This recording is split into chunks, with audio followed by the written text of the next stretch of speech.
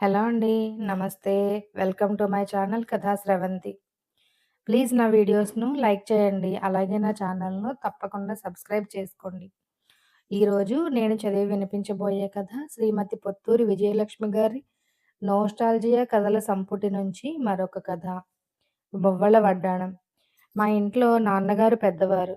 ఆయనకు ముగ్గురు తమ్ముళ్ళు, ఇద్దరు చెల్లెళ్ళు. ఆ రోజుల్లో ఇంటి పెద్ద కొడుక్కి చాలా ప్రాముఖ్యత ఉండేది. తండ్రికి కుడిభుజం పెద్ద కొడుకు. తండ్రి తరువాత తండ్రి అంతటివాడు. ఏదైనా కావాలంటే గబాల్న పెద్దన్నయ్య దగ్గరికి వెళ్ళి అడిగేవాళ్ళం. రెండోవాడికి పెద్దవాడికి వయసులో 2, 3 ఏళ్లే తేడా. అయినా బోలెడంత పెద్దరికం. ఇక ఆయన అర్ధాంగి, ఆయన కంటే ఇంకాస్త ఎక్కువే ఉండేవి బాధ్యతలు. అప్పట్లో పిల్లకు పెళ్ళయ్యాక కాపురానికి వెళ్ళడానికి కొంత వ్యవధి ఉండేది. ఆ సమయంలో ఆడపిల్లకి కోచింగ్. అత్తవారింట్లో ఎట్లా ఉండాలి అన్నీ చెప్పేవారు. అదే పెద్ద కోడలికైతే ఇంకాస్త ఎక్కువ సిలబస్. మా అమ్మ అలాగే శిక్షణ పొంది 14 ఏళ్లకి కాపురానికి వచ్చింది. ఆ చెయ్యి, ఈ చెయ్యి అడ్డుగోడలకి, ఆ మాట, ఈ మాట పెద్ద కోడలికి అన్నట్టు ప్రారంభ దశ గడిపేసి మంచి పేరు తెచ్చుకుంది. ఆ ఇంట్లో ఆవిడకు ఉన్న గౌరవం ఇంకెవ్వరికీ లేదు. గౌరవంతో పాటు బరువులు, బాధ్యతలు కూడా ఉంటాయి కదా! నాన్నగారికి ఎప్పుడూ మునగానాం తేలానాం అన్నట్టు ఉండేది. చీటికి మాటికి ట్రాన్స్‌ఫర్. ఆ మార్పుల వల్ల జీతాలు రావడం కూడా ఆలస్యం అవ్వడం. ఇంకా కుటుంబ బాధ్యతలు, కార్యాలు, కరామత్తులు, ఊహించని ఖర్చులు. అదృష్టం బాగుండి ఆయనకు భూదేవిలాంటి భార్య ఉంది. ఆవిడ దగ్గర బంగారు వడ్డాణం ఉంది. పెళ్లిలో అత్తవారు పెట్టారు. 18 తులాల మువ్వల వడ్డాణం. మధ్యలో లక్ష్మీదేవి బొమ్మ భలే అందంగా ఉండేది. మా ఇంట్లో పెట్టెలో వెండి సామాను, ఓ చాక్లెట్ డబ్బాలో నగలు ఉండేవి. మరి అప్పట్లో దొంగల భయాలు లేవు కాబోలు. అవన్నీ మాతోనే ఉండేవి. వడ్డాణం మాత్రం ఉండేది కాదు. కెంపు రంగు ఖాళీ ముక్కమల్ వడ్డాణం పెట్టె మాత్రం వెండి సామాను పెట్టెలో ఉండేది. వడ్డాణం అంటే నాకు ఎంతో ఇష్టం.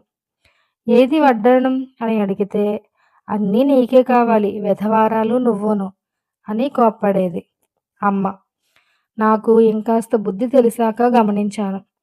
ఆ వడ్డాణం చుట్టపు చూపుగా మా ఇంటికి వచ్చి 2, 3 రోజులు మాతో ఉండిపోతూ ఉండేది. వడ్డాణం రావటానికి కొన్నాళ్ల ముందే ఏదో ఒక అవసరమో, శుభకార్యమో ఉంది, నువ్వు సిద్ధంగా ఉండు అని ఉత్తరం వచ్చేది. మా అమ్మానాన్న ఆ మూలకి, ఈ మూలకి పోయి రహస్యంగా గుసగుసలాడుకునేవారు. ఆ తర్వాత ఓ పూట మధ్యాహ్నం వచ్చేది వడ్డాణం. ఆ రోజు మర్నాడు ఉండేది.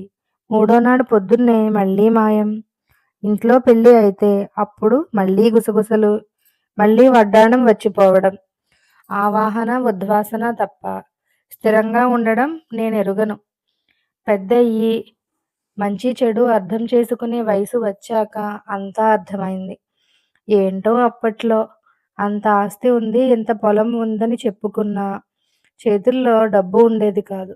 పెద్ద సంసారం. ఎప్పుడూ ఏదో ఒక కష్టమో, సుఖమో. ఏదైనా ముందు డబ్బు కావాలి. ఏదైనా ముందు సర్దుబాటు చేసుకున్నా ముందు నిలబడి ఆ కార్యం గట్టెక్కించే బాధ్యత మా నాన్నగారిదే. ఆయనకి మాత్రం ఆకాశం నుంచి ఊడిపడుతుందా డబ్బు? వస్తువు లేదా వాహనం తాకట్టు పెట్టి పని గడపాలి. మా వాహనం ఎదురు డబ్బు ఇచ్చినా ఎవ్వడూ తాకట్టు పెట్టుకోడు కాబట్టి వస్తువే పెట్టాలి. కాస్త పెద్ద వస్తువు పెడితే సరిపడా డబ్బు వస్తుంది. వ్రతం చెడ్డ లాభం ఉండాలి కదా! కాబట్టి వడ్డాణం బ్యాంకులో పెట్టి డబ్బు తీసుకొచ్చేవాళ్ళు. ప్రతి నెల కొంత చెల్లించేవారు. పూర్తిగా తీరకముందే ఇంకో అవసరం వచ్చేది. అలాంటి ఆపత్కర పరిస్థితుల్లో ఓ జత గాజులో, ఓ పేట గొలుసో బ్యాంకులో తాకట్టు పెట్టి వచ్చిన డబ్బుతో వడ్డాణం విడిపించుకొని ఇంటికి తీసుకువచ్చి 2 రోజుల తరువాత మళ్ళీ తాకట్టు పెట్టి డబ్బు తీసుకుని దానితో గాజులు విడిపించి మిగిలిన దానితో అవసరం వెళ్ళబుచ్చేవారు. ఇదంతా చెప్పి, జాగ్రత్త, ఇవన్నీ గుట్టుగా ఉంచాల్సిన విషయాలు. ఊరంతా టముకు వేయకు. ముఖ్యంగా అమ్మమ్మకు పొరపాటున కూడా చెప్పకు అని హెచ్చరించింది. ఎవ్వరం చెప్పినా చెప్పకపోయినా అమ్మమ్మ అన్నీ గ్రహించేది. ఓయబ్బో! మా లావు గుంభనం. అమ్మ దగ్గర దాపరికం.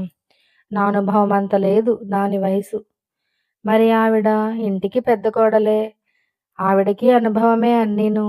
అదృష్టవశాత్తు నా పెళ్ళికి మా ఇంట్లోనే ఉంది వడ్డాణం. కన్యాదానం అయ్యాక అప్పగింతల దాకా నాకు పెట్టారు. ఆ తర్వాత నేను ఆ ఇంటికి మరీ దూరంగా వచ్చేశాను. ఎప్పుడో వెళ్ళడం రావడం. అమ్మ వడ్డాణం నాకు మళ్ళీ కనిపించలేదు. ఏమైందో నేనెప్పుడూ అడగనూ లేదు. అమ్మ చెప్పనూ లేదు. మువ్వల వడ్డాణం కథ పూర్తయిందండి. నోస్టాల్జియా కథల సంపుటి నుంచే మరొక కథ. యానాం ఎర్రుపాలెం. సీతాయమ్మ పెళ్లిలో సుబ్బాయమ్మ ఒకటే ఏడుపు. చెల్లెలి పెళ్లి ఎంత బాగా చేస్తున్నారు. నాకేమో దొంగతనంగా పెళ్లి చేసి పాడేశారు. ఓ ముద్దు లేదు, ముచ్చట లేదు అంటూ గొడవ మొదలుపెట్టింది. సుబ్బాయమ్మ మొదలుపెట్టేసరికి ఆ విధంగా దొంగ పెళ్లి చేసుకున్న మరో 4, 5 అమ్మాయిలు చేస్తున్న పని ఆపేసి ముక్కు చీదేసి ఏడుపు మొదలుపెట్టారు. అందరి బాధ ఒక్కటే, చక్కగా ఘనంగా పెళ్లి జరగలేదని. ఎక్కడో పొరుగురు తీసుకుపోయి తూతూ మంత్రంగా జరిపించేశారు. కాస్త పరికిణి అయినా కొనలేదు. నగల మాటే లేదు. ఆ పెళ్లిలోనే కాదు, ఊళ్ళో ఏ ఇంట్లో పెళ్ళైనా కొంతమంది తమ పెళ్లి గుర్తు చేసుకుని కుయ్యో మొర్రో అంటూ ఏడవడం పెద్దవాళ్ళు కల్పించుకొని అప్పటి పరిస్థితులు బట్టి అట్లా చేయవలసి వచ్చింది. మీరంటే మాకు ప్రేమ లేకనా, లేక గతి లేక చేశామా? అయినా అయిపోయిన పెళ్లికి బాజాలు అని ఎప్పుడో జరిగిన పెళ్లి గురించి ఇప్పుడు ఏడుస్తారా శుభమా అని పెళ్లి జరుగుతుంటే? ఏడుపేమిటి అని గట్టిగా మందలించేవారు. నిజంగా శుభకార్యం జరుగుతుండగా ఏడవటం మంచి పద్ధతి కాదు. కానీ వాళ్ళలా ఏడవటానికి పెద్ద కారణమే ఉంది. అప్పుడెప్పుడో చాలా ఏళ్ల క్రిందట ఓ పద్ధతి ఉండేది. వాళ్ళ ద్వారా వినటమే తప్ప నేనెరుగను. నేనేమిటి నా తలకాయ, మా అమ్మకి తెలీదు. అమ్మకంటే వయసులో 10 ఏళ్లకు పెద్దదైన మా అమ్మ పెళ్ళి అలా దొంగతనంగా జరిగిందట. 1930 దశకంలో శారదా యాక్ట్ అమల్లోకి వచ్చింది. బాల్య వివాహాలు చెయ్యటం చట్టరీత్యా నేరం. 14 సంవత్సరాలు నిండితే గాని ఆడపిల్లకు పెళ్లి చెయ్యకూడదు. ఆడపిల్ల పెద్ద మనిషి కాకుండానే పెళ్లి చేయటం సాంప్రదాయం. అలా చెయ్యకపోతే అంతా వాళ్ళని వెలివేసి వారన్నమాట. అందుకే చిన్న వయసులోనే, అంటే 8, 9 ఏళ్లకే చేసేసేవారు. అటు చట్టం, ఇటు సాంప్రదాయం. ఆ రెండింటికి మధ్య నలిగిపోయి ఏం చెయ్యాలని ఆలోచించి ఒక మార్గం కనిపెట్టారు. యానాం ఎర్రుపాలెం మాత్రం బ్రిటిష్ వారివి కావు, ఫ్రెంచ్ వారివి. అక్కడ శారదా యాక్ట్ లేదు కాబట్టి అక్కడికి వెళ్ళి పెళ్లి చేసి వచ్చేవారు. ఇప్పుడు అన్నవరంలో లాగా పెళ్లిళ్ళ సీజన్ వచ్చిందంటే యానాం వెర్రుపాలెం కిటకిటలాడిపోయేవట.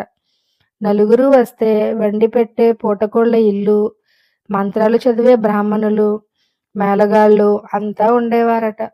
చట్ట విరుద్ధమైన దొంగ పెళ్లి కాబట్టి చుట్టాలు మాత్రం వెళ్ళేవారు కాదు. పిల్లను వెంటబెట్టుకుని వీళ్ళు నలుగురు, పిల్లవాడిని వెంటబెట్టుకుని వాళ్ళు నలుగురు, అంతే గుట్టు చప్పుడు కాకుండా పెళ్లి చేసేసి మళ్ళీ విడివిడిగా ఎవరి తోవన వాళ్ళు వాళ్ళ ఇళ్లకు వెళ్ళిపోయేవారట. తిరుగు ప్రయాణంలో వధూవరుల కాళ్లకు పారాణి, మొహాన కళ్యాణం బొట్టు, బుగ్గన చుక్క ఆనవాలు కూడా లేకుండా సబ్బుతో 1కి 10 సార్లు తోమి కడిగేవారట. పసుపు తాడు నల్లపూసలు కనిపించకుండా లోపలికి వేసి పిన్నీసులు పెట్టేవారట. ఎవరేమడిగినా నోరు విప్పి మాట్లాడొద్దని వధూవరులను గట్టిగా హెచ్చరించేవారట. అటువంటి పెళ్లిళ్లకు గృహప్రవేశము, సత్యనారాయణ వ్రతము ఏమీ ఉండేవి కాదు. ఊళ్ళో తమ ఇళ్లల్లో 5 రోజులు జరగాల్సిన పెళ్లి అరపూటలో అయిందనుకుని వచ్చేవాళ్ళు. ఆ తరువాత కొంతకాలానికి చట్టం అట్లాగే ఉన్నా పట్టించుకోవడం మానేసి వారి ఇష్టానుసారం పెళ్ళిళ్ళు చేయటం మొదలుపెట్టారు. కొంతకాలం మాత్రమే జరిగిన యానాం, ఎర్రుపాలెం పెళ్ళిళ్ళకి సాక్షిగా పాపం కొంతమంది ఆడపిల్లలకు ఏ ముద్దు ముచ్చట లేకుండా పాపం పెళ్ళైపోయింది. వాళ్ళు మనసుల్లో ఆ సంతృప్తి అలాగే ఉండిపోయింది. నాకు బుద్ధి తెలిసేసరికి అలా పెళ్లి చేసుకున్న వాళ్ళు అమ్మమ్మలు అయిపోయారు. మా అమ్మ ఎర్రుపాలెంలో అయింది పెళ్లి. తన పెళ్లి అలా క్లుప్తంగా జరిగిందని, ఆ అమ్మకు ఏ బాధ ఉండేది కాదు. సంసారం సజావుగా సాగిందిగా అనేది. ఆ వివరాలు అడిగి తెలుసుకుందామని, ఆ అమ్మ నీ పెళ్లి ఎలా జరిగింది వివరంగా చెప్పు అన్నాను. ఏమో నాకు బాగా చిన్నతనం. రైల్లోనో, బస్సులోనో అదేదో ఊరు వెళ్ళాం. రాత్రిపూట పెళ్ళయింది. నేను నిద్రపోతూనే ఉన్నాను. మళ్ళీ తిరిగి వచ్చేసాం. లీలగా గుర్తు అని చిద్విలాసంగా సమాధానం చెప్పింది మా అమ్మ. మరొక మంచి కథతో రేపు కలుసుకుందాం. Please like, share and subscribe my channel. Thank you friends.